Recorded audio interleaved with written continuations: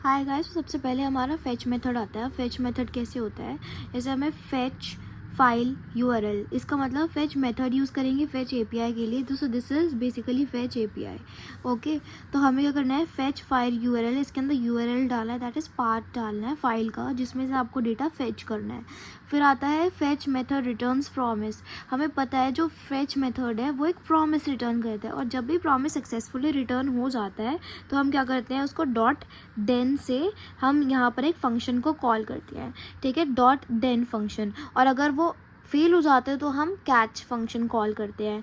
ठीक है, ये जो देन फंक्शन है ये भी प्रॉमिस रिटर्न करता है। ठीक है, अब मैं यहाँ से मेन कोड यहाँ से चल रहा है आपका, जैसे फेच है, मैंने जैसे बताया यहाँ पर उसका यूआरएल डालना है, जिस फाइल का जो भी फाइल है आपकी, उसका जो भी आपको जो जितना भी डेटा आपको निकालना है, ठीक है, उसका फाइल का पाथ आप यहाँ डालोगे, फिर डॉट देन लगाओगे।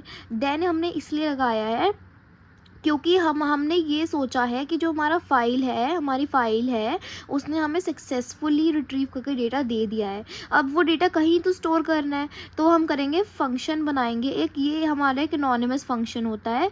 ठीक है, तो उस फंक्शन के अंदर हम ये रिस्पॉन्स के अंदर डलवा देंगे, ये कोई सिंपल सा साधारण सा वेरिएबल है। ठीक है, इसके अंदर जो भी डेटा है वो इसके अंदर आ जाएगा, जो भी फाइल का डेटा है बेसिकली। और मैंने बताया कि जो देन फंक्शन है ये भी कुछ रिटर्न करेगा, ये भी प्रॉमिस रिटर्न करेगा। तो ये जो आपको जो रिस्पॉन्स है, रिटर्न रिस्पॉन्स डॉट डेटा, इसका मतलब ये है, और इसमें डॉट डेटा नहीं आता, ये एक एग्जांपल, एक सिंटैक्स है, क्योंकि इसके अंदर या तो आपका टेक्स्ट आएगा, अगर टेक्स्ट डेटा है, और या फिर जेसन की फाइल आएगी, डॉट जेसन आएगा। ठीक है, तो ये दो मेथड्स यूज़ होते हैं, डिपेंड्स अपॉन कि आपकी जो फाइल के अंदर कैसा डेटा था। अगर टेक्स्ट का डेटा है तो आप टेक्स्ट लगाओगे, जेसन का डेटा तो आप जेसन लगाओगे, है ना। तो ऐसे होता है।